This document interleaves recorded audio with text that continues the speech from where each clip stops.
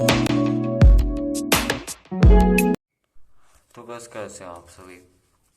तो गाइस आज हम प्लांट की ग्रुप का चैप्टर नंबर 3 है जो उसका पार्ट 4 कवर करने जा रहे हैं। ओके, और इसमें हम एल्गे का पूरा टॉपिक नहीं पढ़ेंगे। इस पे ओनली एंड ओनली हम पढ़ेंगे ये जो पैराग्राफ है, ये वाला पैराग्राफ, और जो अगला पैराग्राफ है क्लोरोफाइसिस से पहले, उसको पढ़ कवर कर लेंगे। ओके, तो अब पढ़ना बिना टाइम वेस्ट किए वीडियो को स्टार्ट करते हैं। Okay, The algae reproduce by vegetative, asexual and sexual method. Algae तीन तरीकों से रिप्रोड्यूस करती है, वेजिटेटिव से, ओके, एसेक्सुअल तरीके से एंड सेक्सुअल मेथड से। वेजिटेटिव रिप्रोडक्शन के अंदर सबसे कॉमन है फ्रेगमेंटेशन। फ्रेगमेंटेशन का मैंने आपको मतलब पिछली वीडियो में बता दिया है कि एक एल्गी के अगर वो टूट रही है तो अगर वो टूटती है तो वो अलग ही हिस्सा बना लेते हो, वो भी एक एल्गी बन जाता है।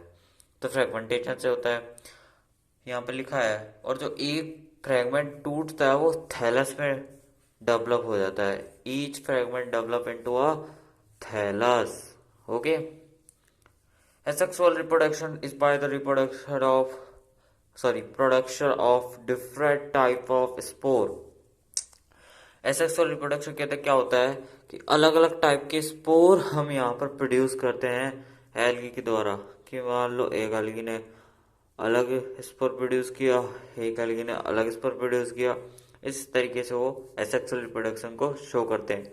और जो इनमें से जो मोस्ट कॉमन है वो है जूस्पोर। जूस्पोर मतलब जो हमें फजाई के अंदर देखने को मिलता है। जूस्पोर से ये एसेक्सुअल रिप्रोडक्शन कर लेते हैं। Okay, they are filamentous, sorry, flagellated। okay, sorry, filamentous नहीं, flagellated।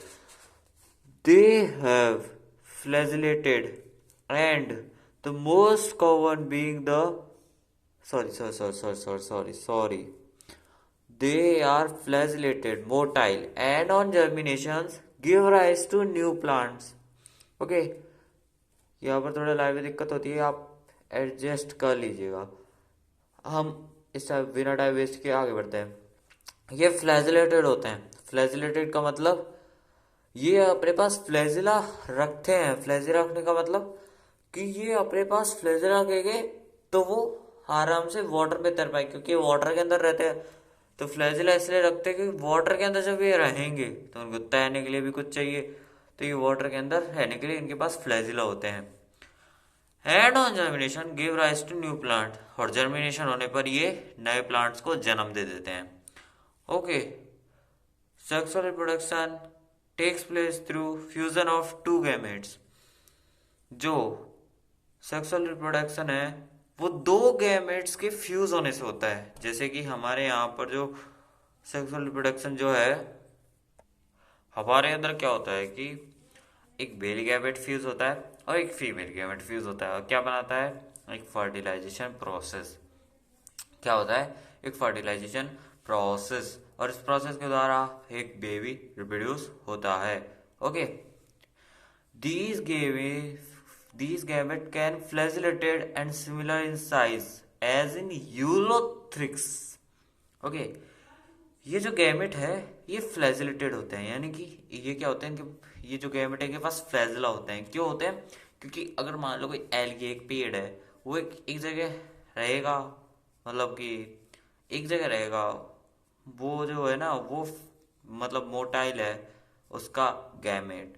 तो वो जो गैमेट है ना वो मोशन करेगा, वो नहीं करेगा कौन? जो भी आपका पेड़ है, जो एल्गे है। जैसे आप यहाँ पर डायग्राम में देखिए। अब जैसे आप यूलोथ्रिक्स को ले लीजिए। किसको ले लीजिए? यूलोथ्रिक्स को। अब जैसे यूलोथ्रिक्स है, अब एक पेड़ की डंडी की तरह है, तो देखो गाइस होगा क्या। यहाँ पर सबसे पहले जो यूलोथ्रिक्स है उसका गैमेट निकलेगा।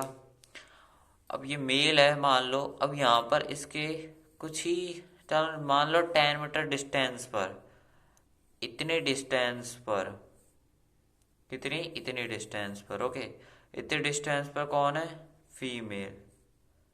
कौन है? फीमेल। मान लो इस पॉइंट पर फीमेल प्रेजेंट है, तो ये वहां पर मोशन करके नहीं जाएगा, इसका गैमेट मोशन करके जाएगा। मतलब कि जैसे मान लो इसका मेल गैमेट है, आपने अगर अभी एल के नहीं पढ़ा है तो मैं आपको अगली वीडियो में बता दूंगा, लेकिन इसका मेल गैमेट कुछ भी है, एक्स वाई जेड, ओके, इसका कुछ भी रहा हो, ये यहाँ पर वाटर के थ्रू ट्रांसपोर्ट किया इसने और चला गया फीमेल के पास, तो इसने मोशन नहीं किया, इसके गैमेट ने मोशन किया, ओके।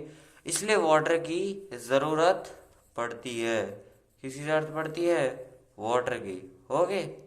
इसलिए यहाँ पर लिखा है कि फ्लैजिलेटेड होते हैं कौन, इसके गैमेट, ये नहीं होते, ओके। अब तो आई होप आपको समझ आ ही गया होगा कि कौन फ्लैजिलेटेड होता है, कौन नॉन फ्लैजिलेटेड होता है, okay. These gamete are flagellated at similar size, जैसे कि यूलोथ्रिक्स पे अभी मैंने आपको जिसका एग्जांपल दिया था, इसके गैमेट क्या होते हैं, साइज में सिमिलर होता है, यानी कि मेल गैमेट और फीमेल गैमेट कैसे होंगे, साइज में सिमिलर, किसके द, साइज के द सिमिलर, जैसे कि यूलोथ्रिक्स पे यहाँ पर दिया गया है। और नॉन फ्लैजिलेटेड जो मोटाइल में नहीं है, उनको वाटर की जरूरत नहीं पड़ती, लेकिन वो साइज में तो सेम रहते हैं, कि यहाँ पर फ्लैजिलेटेड भी हो सकते हैं और नॉन फ्लैजिलेटेड भी हो सकते हैं, ओके, लेकिन साइज में सेम रहेंगे। जैसे कि स्पायरोगायरा है, स्पायरोगायरा के अंदर क्या होता है कि जो आपका स्पायरोगायरा है, इसके अंदर क्या होता है कि गैमेट का साइज तो सिमिलर रहता है मेल और फीमेल का, लेकिन क्या होता है कि वो मोशन नहीं कर सकते, उनको आसपास में आके यहाँ पर आसपास पैदा होते हैं दोनों मेल और फीमेल वाले प्लांट, और तब जाके रिप्रोड्यूस कर पाते हैं। ये इनका जो गैमेट है वाटर के थ्रू ट्रांसपोर्ट नहीं हो सकता, ओके। इस रिप्रोडक्शन को बोलते हैं आइसोगेमस। आइसोगेमस के अंदर क्या होता है कि गैमेट का जो साइज होगा ना, साइज होगा, साइज वो तो सेम होगा, गैमेट का साइज तो सेम होगा, लेकिन फ्लैजिलेटेड भी हो सकता है और नॉन फ्लैजिलेटेड भी हो सकता है, दोनों ही हो सकता है, ओके।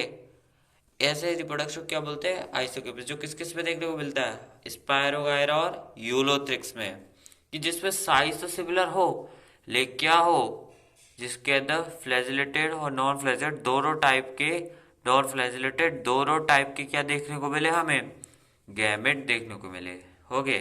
अब आगे बढ़ते हैं।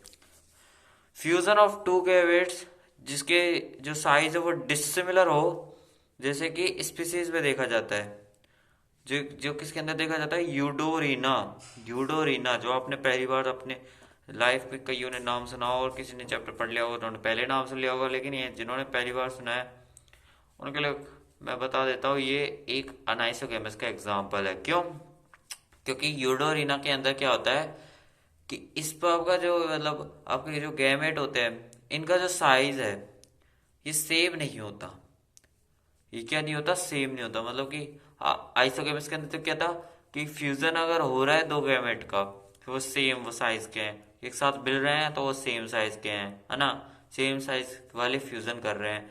लेकिन अनाइसोगेमस के अंदर क्या हो रहा है कि जो आपका गैमेट है ना, दोनों दोनों जो गैमेट हैं वो अलग अलग साइज के हैं। कैसे हैं, दोनों ही गैमेट अलग अलग साइज के हैं।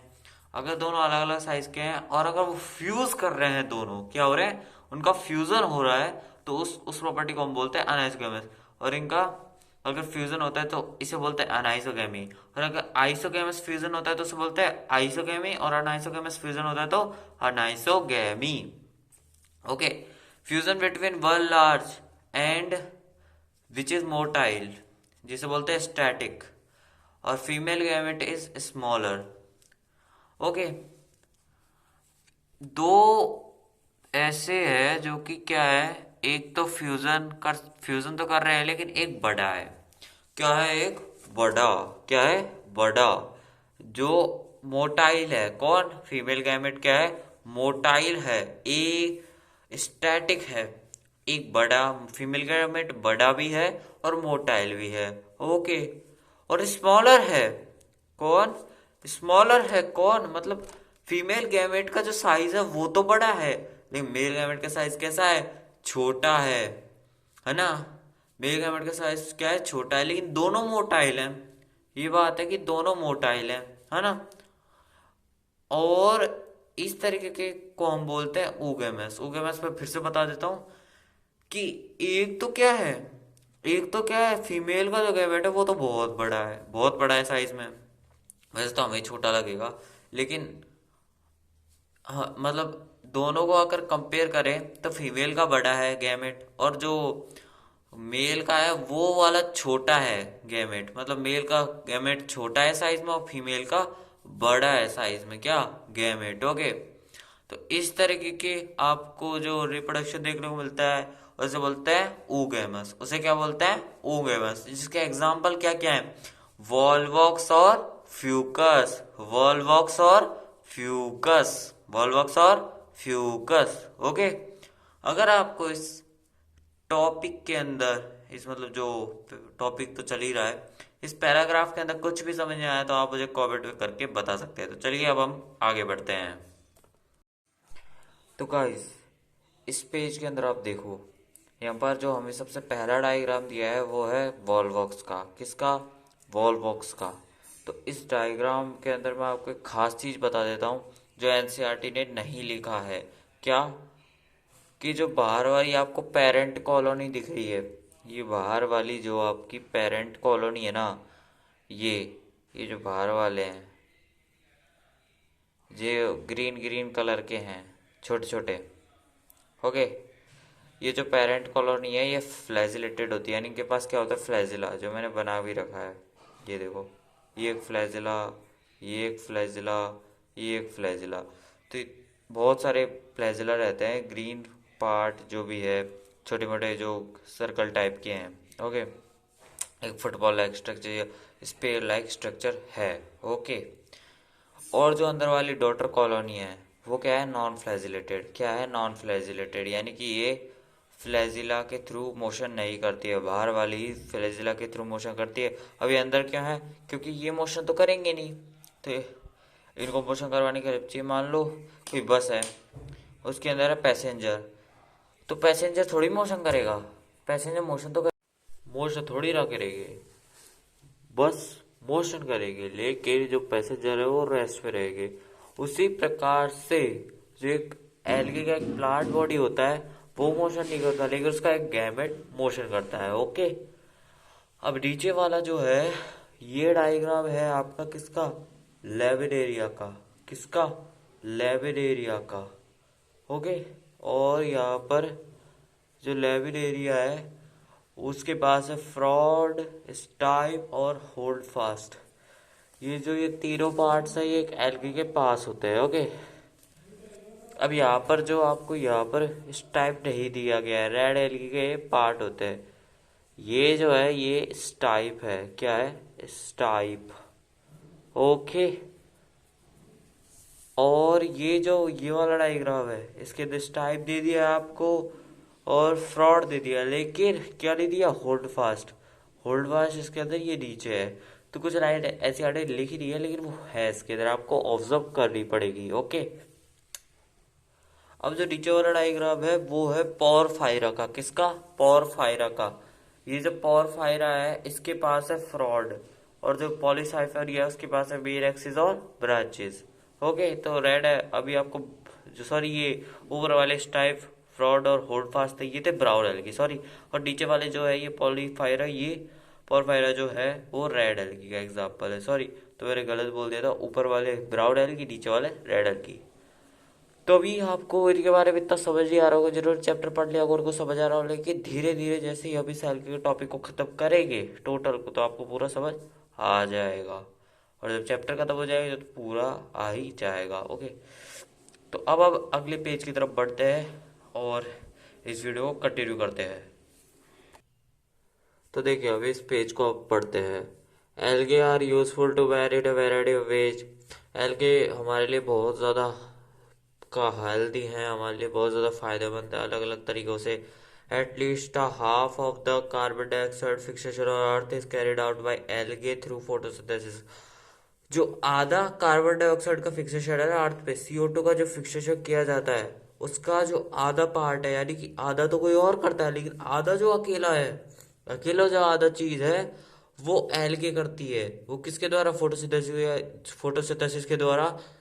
आधा ही सोचो, 50% पार्ट, फिक्सेशन कार्बन डाइऑक्साइड का खुद कर दे रही है, कितनी बड़ी बात है, जो कि एक टॉक्सिक सब्सटेंस है। Okay, weak photosynthetic, they increase the level of dissolved oxygen in their immediate environment। Photosynthetic होने के साथ साथ ये ऑक्सीजन के लेवल को क्या कर देते हैं, जो कि डिजोल्व ऑक्सीजन होती है, जो वाटर में पाई जाती है, जो एनवायरनमेंट में जल्दी से घुल जाती है, उसका जो है लेवल इंक्रीज कर देते हैं, कि जिससे कि वाटर पे जो ऑक्सीजन है वो जल्दी जल्दी घुल जाए, यानी हाइड्रोजन के साथ वो जल्दी जल्दी मिल जाए, जिससे कि एल्गे कहाँ रहते हैं, पानी के अंदर, तो उनको क्या मिलेगी, मदद मिलेगी, क्योंकि वो वाटर को क्या बना लेंगे, जल्दी बना लेंगे, हाइड्रोजन के साथ ऑक्सीजन को मिला के वो जल्दी से क्या बना के वाटर तैयार करके अपनी हैबिटाट में रह पाएंगे। ओके, इसलिए ऐसा होता है। They are the paramount importance as primary producers of energy rich compounds which form the base which of form the basis of food cycles of all aquatic animals। ये रहा पैरामीटर्स होते हैं जो कि एनर्जी रिच कंपाउंड्स का primary producer होते हैं, यानी कि ये पहले एनर्जी रिच कंपाउंड्स का प्रोड्यूस करते हैं, पहले मतलब जो पहले ऑर्गेनिज्म है, जो पहले प्लांट है, जो एनर्जी रिच कंपाउंड को प्रोड्यूस करते हैं, किसके बेसिस पे, सभी जो एक्वाटिक एनिमल्स है, जो पानी में रहने वाले ऑर्गेनिजम्स है, उनके फूड साइकिल के बेसिस पर। ओके,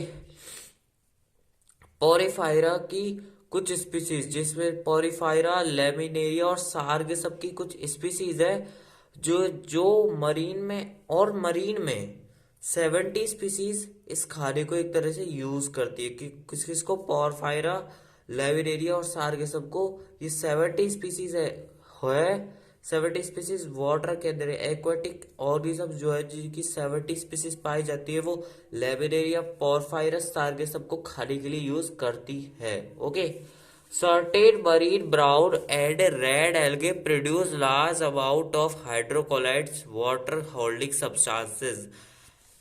बहुत सारी ब्राउन और रेड एल्गी क्या करती है, हाइड्रोकोलाइड्स प्रोड्यूस करती है। क्या प्रोड्यूस करती है, बहुत सारा हाइड्रोकोलाइड्स प्रोड्यूस करती है। हाइड्रोकोलाइड्स क्या होता है, जो वाटर को अपने अंदर जकड़ के रखते हैं, यानी कि कुछ मरीन ब्राउन और रेड एल्गी क्या करती है, बहुत सारा हाइड्रोकोलाइड्स अपने अंदर कंटेन करती है, जो होती है वाटर को अपने अंदर होल्ड करके रखते हैं।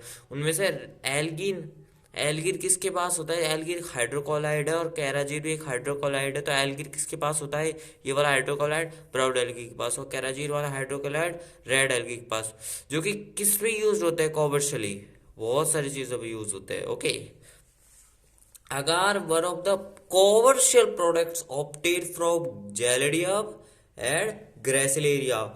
अगार उनमें से एक सबसे बेस्ट प्रोडक्ट माना जाता है, क्योंकि ये किससे प्राप्त होता है, जेलिडेमा और ग्रेसिलेरिया से, जो किसमें यूज किया जाता है, बाइक्रोप्स उगाने में, बाइक्रोप्स यानी छोटे छोटे जीव जंतुओं को उगाने में, और आइसक्रीम और जेलीज को उगाने में, यानी आइसक्रीम बनाने में, जो कि आप मतलब खाते हो, और ये क्या होती है, एक एल्गी होती है। अब एल्गी मैंने आपको पिछली वीडियो बताया था कहाँ पाई जाती है, पानी के अंदर, जो नाले होते हैं, नाले। इसलिए गाइस आइसक्रीम खाना बेकार होता है, क्योंकि जो नालों के अंदर क्या होती है, एल्गी होती है, यानी कि जो खराब पानी होता है उसके अंदर एल्गी पाई जाती है। कौन सी एल्गी, रेड एल्गी, जो जो क्या है, जेलिडियम और ग्रेसिलेरियम से क्या पाया जाता है, अगार, अगार से आइसक्रीम, यानी कि आपके पास नाले से आइसक्रीम बन रही है, ये मेरा कहने का मतलब है। अब कुछ लोग हैं इसको फेक बताएंगे, लेकिन गाइस मेरे अकॉर्डिंग तो यही मानना है, मैंने जितना अभी तक नॉलेज गेन किया है। ओके, और जेलीज भी बनाने के काम आती है। अब गाइस आप सोचो, अपन क्या खाते हैं आजकल की डेली लाइफ पे, लोग क्यों जल्दी बीमार पड़ रहे हैं आइसक्रीम्स के कारण, क्यों, इसी कारणवश, क्योंकि ये नाले में पाई जाती है। ओके, तो अगर आपको ये वीडियो मतलब इस वीडियो पे कुछ मतलब विरोध कर रहा हो तो मुझे माफ कीजिएगा, और आपको बुरा लगा हो तो, लेकिन गाइस जो मुझे पता है मैंने आपको वो बता दिया है। ओके,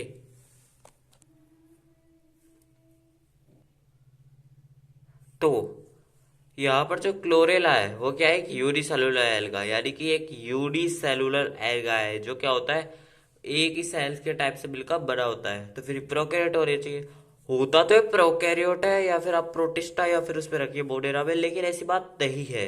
ये किस में रखा गया, एल्गी के अंदर, प्लांट के अंदर। क्यों, क्योंकि इसके कैरेक्टर्स 99% कैरेक्टर किससे मिलते थे, किससे मिलते थे, एल्गी से, इसलिए से इसमें रख दिया गया। ये एक प्रोटीन रिच एल्गी है, यानी इसके अंदर प्रोटीन पाया जाता है। सेकंड मोस्ट प्रोटीनेशियस ऑर्गेनिज्म जो है वो है क्लोरेला वर्ल्ड के अंदर। ये फूड सप्लीमेंट होता है, यानी फूड के काम लिया जाता है। जो किस पे पाया जाता है, जो किसके द्वारा यूज किया जाता है, स्पेस ट्रेवलर्स के साथ के द्वारा। स्पेस ट्रेवलर मतलब जो हमारे अंतरिक्ष पे खोज करते हैं, उन्हें खाने को तो कुछ मिलता नहीं है तो वो क्लोरेला खाते हैं। वो उधर खाना, आपको पता है ग्रेविटी के कारण अपन कुछ भी ऑब्टेन नहीं कर सकते, तो इस कारण से क्लोरेला को यूज किया जाता है। लेकिन ये जो क्लोरेला है ना, इसके अंदर इतना प्रोटीन होता है कि जो स्पेस ट्रेवलर्स होते हैं, जो अंतरिक्ष में खोज करते हैं नई नई गैलेक्सीज, सर के अंदर क्या क्या पाया जाता है, क्या क्या हम मार्स पे रह सकते हैं नहीं रह सकते, मून पे रह सकते हैं कि नहीं रह सकते, इस सब के जवाब पाने के लिए वो जाते तो है, लेकिन उनका खाने की कमी पड़ जाती है। इसलिए वो क्या खाते हैं, क्लोरेला, क्योंकि वहाँ पर ग्रेविटी तो होती नहीं है जो हम आराम से डाइजेस्ट कर जाए, क्योंकि हम हवा में उड़ते रहते हैं तो हमारा डाइजेशन बहुत मुश्किल से होता है। लेकिन ये प्रोटीन से मिलकर बनी होती है, जो कि एक मतलब सॉफ्ट होती है, आप इसको कितना भी बोल लीजिए ये टूटेगी नहीं। ओके, इसलिए क्लोरेला को खाया जाता है। They are divided into three main classes: chlorophyceae, phaeophyceae, rhodophyceae. Algae को तीन क्लासेस से डिवाइड किया है, क्लोरोफाइसी, थियोफाइसी और रोडोफाइसी। तो ये तीन क्लासेस जो है ये मेन इंपॉर्टेंट क्लासेस है, इनमें आपको एल के बारे में बहुत अच्छे से पता चलेगा। तो गाइस, आपको मेरे वीडियो जो तीन वीडियो थे वो कैसे थे मुझे कमेंट पे जरूर बताइएगा, और ये वाला वीडियो आपको कैसा लगा कमेंट पे जरूर बताइएगा। ओके, और मैं अपनी तरफ से और कोशिश करूंगा कि और अच्छी वीडियो मैं बना सकूं। ओके, लेकिन आप लोगों का सपोर्ट मुझे मिलता रहे, ये मेरे लिए बहुत अच्छी बात है ना। और मैं कोशिश करूंगा कि आपको और नॉलेज, और ज़्यादा नॉलेज मिलता रहे। ठीक है, इसके लिए भी मैं कोशिश करूंगा। तो शायद ये थोड़ा लॉन्ग वीडियो हो, 18-20 मिनट का भी वीडियो बन सकता है, फिर उससे ज़्यादा बन सकता है। तो thank you for watching this video. और आपने अगर यहाँ तक ये वीडियो देखा है तो आपका वेरी वेरी थैंक यू। मैं अपना दिल से आपको दुआ करता हूँ कि आप बहुत आगे जाए जीवन में, कहा जाए बहुत आगे, इतना आगे कि जहाँ पर एलोन मस्क रहते हैं, जहाँ पर अपन सोचते हैं। मैं दुआ करूँगा भगवान से कि आप इतना आगे बढ़े।